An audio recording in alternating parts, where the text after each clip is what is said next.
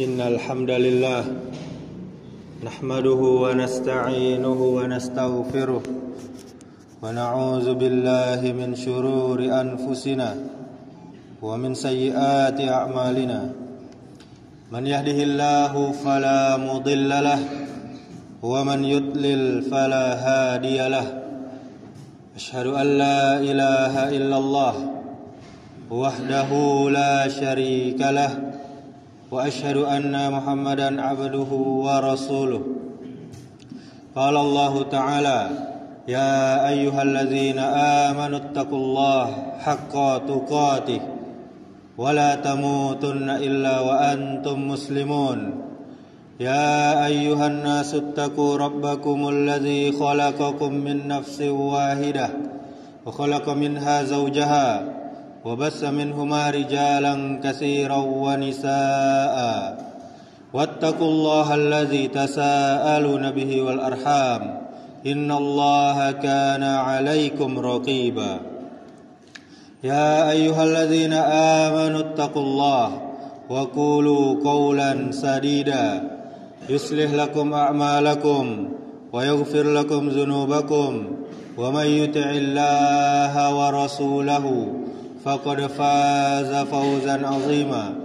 Amma ba'du fa inna asdaqal hadithi kitabullah wa khairal hadi hadyu Muhammadin sallallahu alaihi wasallam wa syarral umuri muhdatsatuha wa kullu muhdatsatin bid'ah wa kullu bid'atin dhalalah wa kullu dhalalatin finnar. Ma'asyiral muslimin, jamaah Jumat yang dimuliakan Allah Subhanahu wa taala. Kita bersyukur kepada Allah Subhanahu wa taala atas segala nikmat, atas segala kebaikan. Dengan banyaknya nikmat dan kebaikan tersebut, kita masih bisa beribadah, kita masih bisa menyembah Allah Subhanahu wa taala. Kemudian salawat beserta salam semoga selalu tercurahkan untuk junjungan kita, suri tauladan kita, yakni Nabi Muhammad sallallahu alaihi wasallam. Allahumma salli wa sallim wa barik ala Muhammadin wa ala alihi wa ashabihi ajma'in wa man tabi'ahum bi ihsan ila yaumiddin. Kemudian kaum muslimin, marilah kita selalu meningkatkan iman, meningkatkan takwa kepada Allah Subhanahu wa taala dengan takwa yang sebenar-benarnya, yakni dengan cara mengerjakan perintah-perintah Allah, memperbanyak amal-amal soleh, kemudian meninggalkan larangan-larangannya. Ma'asyiral muslimin, jamaah yang dimuliakan Allah Subhanahu wa taala, coba kita bayangkan sebuah negeri tanpa pajak bulanan, tanpa potongan gaji bagi yang pegawai, dan tanpa beban finansial yang menggerogoti rakyat setiap waktu. Namun rakyatnya tetap makmur. Jalan raya berdiri di setiap kota. Itulah potret dunia Islam di masa kejayaannya. Negara hidup dari sumber pendapatan yang telah diatur oleh syariat Islam. Zakat dari kaum muslimin yang mampu, jizyah dan kharaj dari non-muslim atau yang kita sebut pajak, itu dari non-muslim, serta hasil pengelolaan tanah dan harta milik negara lainnya. Sementara kebutuhan umum rakyat terpenuhi bukan hanya oleh fasilitas yang disediakan oleh negara, namun juga berkat semangat yang kuat dari orang-orang yang kaya untuk mendermakan harta mereka dalam bentuk wakaf. Kaum muslimin di masa lalu memiliki kesadaran yang sangat tinggi untuk apa? Untuk turut berpartisipasi, turut berkontribusi membangun dalam negerinya. Hal yang sangat lumrah di kala itu. Orang-orang kaya berlomba-lomba dengan negara Untuk apa? Menyediakan pelayanan prima dan tentunya gratis untuk masyarakat banyak. Catatan sejarah menyebutkan bahwa di masa Daulah Islam, kota-kota besar memiliki ratusan lembaga wakaf yang mengurus segala macam kebutuhan masyarakat, dari penyediaan air minum di jalanan hingga beasiswa bagi penuntut ilmu, bagi pelajar yang miskin. Di Kairo, di Damaskus, Baghdad, dan Cordoba, wakaf menjadi nadi, menjadi hal yang paling penting dari peradaban. Rakyat berlomba memberi, negara tidak perlu memungut pajak rutin, dan kesejahteraan tetap terjamin. Dalam atmosfer kemakmuran seperti itu, pungutan pajak kepada rakyat adalah sesuatu yang tidak terjadi.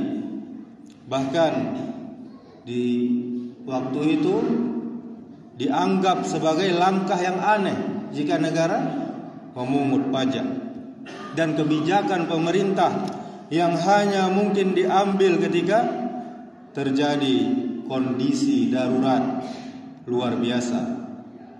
Pada saat itu pajak diambil ketika darurat saja. Dan dalam sejarah ketika ada penguasa yang mencoba ingin memberlakukannya, para ulama pastinya akan bersuara lantang menyatakan penolakannya. Sebagian ulama memang pada akhirnya banyak yang melunak karena menerima alasan yang dianggap bisa diterima dari penguasa. Namun tak sedikit yang tetap tegas dan berprinsip menolak dan baru menyetujui bila diberlakukannya pajak itu diiringi dengan syarat-syarat yang sangat-sangat ketat. Inilah yang terekam dalam sejarah sebagai sikap tegas yang diambil oleh dua ulama besar kebanggaan kaum muslimin, yakni yang bergelar Sultanul Ulama, Al-Imam Iz Abdus Salam, dan sang penghidupnya agama, yakni Al-Imam An-Nawawi rahimahullah. Ketika penguasa di masanya hendak memungut pajak dari rakyat guna membangun angkatan perang yang kuat untuk mengusir musuh yang menyerang kala itu, diriwayatkan bahwa ketika Sultan Mesir hendak bersiap-siap untuk menghadapi invasi tentara Tartar, ia berkonsultasi dengan Al-Imam Iz Abdus Salam kaitannya dengan persiapan kampanye tersebut. Sultan meminta persetujuan dari alim ulama untuk mengambil pajak dari orang-orang kaya. Ingat, orang-orang kaya dan para pedagang, karena harta negara tidak cukup. Harta negara tidak cukup untuk membiayai perang tersebut. Sang ulama dengan tegas mengatakan, "Idza ahdorta ma indaka wa inda harimika wa ahdara al-umara ma indahum minal huliyyi al-haram wa darabtahu sikatan wa naqdan wa farraqtahu fil jaishi wa lam yakum bikifayatihim zalika al-waqt itlub al-qard wa amma qabla zalika fala."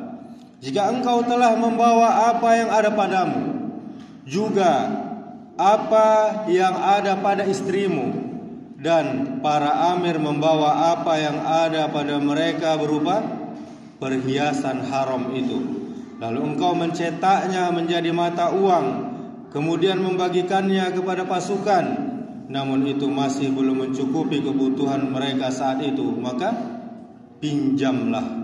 Tapi sebelum itu jangan. Kaum muslimin, jamaah yang dimuliakan Allah Subhanahu wa taala, mendengar ini terpaksa sultan dan seluruh menteri dan pejabat lainnya bersegera mengumpulkan harta-harta mereka dan membawa semua yang mereka miliki ke hadapan sang imam, sang ulama. Tidak ada satupun dari para pejabat itu berani sedikit pun untuk menentang fatwanya, karena beliau memiliki kedudukan yang agung di hadapan mereka dan wibawa yang sangat tinggi. Demikian juga di masa Al-Imam An-Nawawi ketika hidup. Saat itu raja yang berkuasa adalah Sultan Az-Zahir Baibar, sultan yang dikenal adil dan teguh dalam berjihad. Pada suatu waktu sang sultan berangkat untuk memerangi Tatar di Syam. Ia mengambil fatwa dari para ulama yang menyatakan bahwa boleh baginya mengambil harta dari rakyat. Untuk apa? Untuk membantunya dalam memerangi musuh tersebut.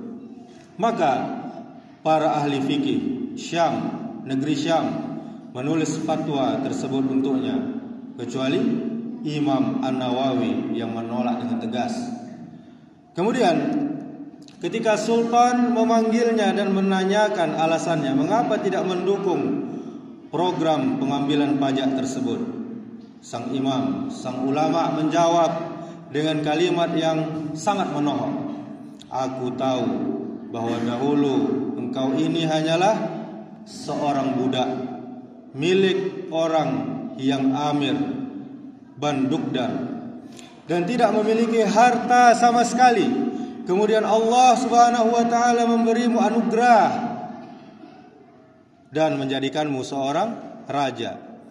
Aku mendengar bahwa engkau memiliki 1000 budak dan setiap budak memiliki sabuk emas serta memiliki 200 hamba wanita dan setiap wanita memiliki bagian perhiasan. Jika engkau telah menghabiskan semua itu dan para budakmu tinggal mengenakan pakaian yang kasar sebagai pengganti sabuk emas dan para wanita tetap memakai pakaian mereka tanpa perhiasan, barulah aku akan memberikan fatwa yang membolehkanmu mengambil harta dari rakyat jelata.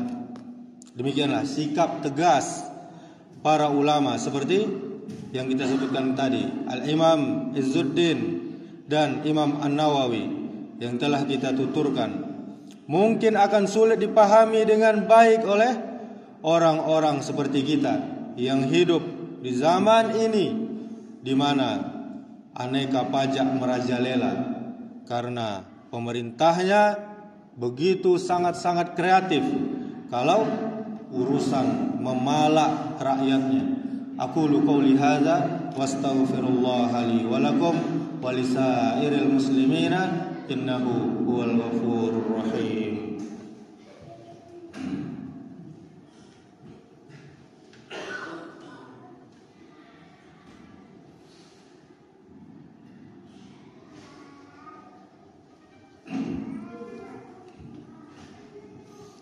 Alhamdulillahi rabbil alamin. Ashhadu an la ilaha illallah wahdahu la syarika lah wa ashhadu anna Muhammadan abduhu wa rasuluh. Qala Allah ta'ala ya ayyuhalladzina amanu taqullaha haqqa tuqatih wa la tamutunna illa wa antum muslimun. Qala Allah ta'ala bismillahirrahmanirrahim wal 'asr innal insana lafi khusr illa alladzina amanu wa 'amilus solihat wa tawasaw bil haqq wa tawasaw bis sabr. Allah Subhanahu wa taala telah bersumpah di dalam surah Al-Asr ayat 1 sampai 3, demi masa sungguh manusia berada dalam kerugian kecuali orang yang beriman, orang yang beramal soleh, orang-orang yang saling menasihati dengan benar, dan orang-orang yang saling menasihati dengan sabar. Innallaha wa malaikatahu yusalluna 'alan nabi ya ayyuhalladzina amanu sallu 'alaihi wa sallimu taslima. Allahumma salli 'ala Muhammad wa 'ala ali Muhammad kama shallaita 'ala Ibrahim wa 'ala ali Ibrahim wa barik 'ala Muhammad wa 'ala ali Muhammad كما باركت على إبراهيم وعلى آل إبراهيم في العالمين إنك حميد مجيد اللهم اغفر للمسلمين والمسلمات والمؤمنين والمؤمنات الأحياء منهم والأموات إنك سميع قريب مجيب الدعوات يا قاضي الحاجات اللهم اغفر لنا ذنوبنا ولوالدينا وارحمهما كما ربيانا صغارا اللهم آرنا الحق حقا وارزقنا اتباعه وآرنا الباطل باطلا وارزقنا اجتنابه اللهم أعنا على ذكرك وشكرك وحسن عبادتك اللهم إنا نسألك الهدى والتقى والعفاف والغنى اللهم إنا نسألك علما نافعا ورزقا طيبا وعملا متقبلا اللهم يا مقلب القلوب ثبت قلوبنا على دينك اللهم أصلح ولاة أمورنا اللهم أصلح ولاة أمورنا اللهم أصلح ولاة أمورنا اللهم فقهنا في الدين وعلمنا التأويل اللهم انصر إخواننا المسلمين في فلسطين اللهم انصر إخواننا المسلمين في كل مكان اللهم اشدد وطأتك على اليهود الغاصبين الظالمين ومن شايعهم وأعانهم يا عزيز يا جبار رب اجعل هذا بلد آمنا ربنا اصرف عنا عذاب جهنم إن عذابها كان غراما إنها ساءت مستقرا ومقاما ربنا اغفر لنا ولإخواننا الذين سبقونا بالإيمان ولا تجعل في قلوبنا غلا للذين آمنوا ربنا إنك رؤوف رحيم ربنا هب لنا من أزواجنا وذرياتنا قرة أعين واجعلنا للمتقين إماما ربنا ظلمنا أنفسنا وإن لم تغفر لنا وترحمنا لنكونن من الخاسرين ربنا لا تزغ قلوبنا بعد إذ هديتنا وهب لنا من لدنك رحمة إنك أنت الوهاب ربنا آتنا في الدنيا حسنة وفي الآخرة حسنة وقنا عذاب النار عباد الله إن الله يأمر بالعدل والإحسان وإيتاء ذي القربى وينهى عن الفحشاء والمنكر والبغي يعظكم لعلكم تذكرون فاذكروا الله العظيم يذكركم واشكروه على نعمه يزدكم ولا ذكر الله أكبر أقيموا الصلاة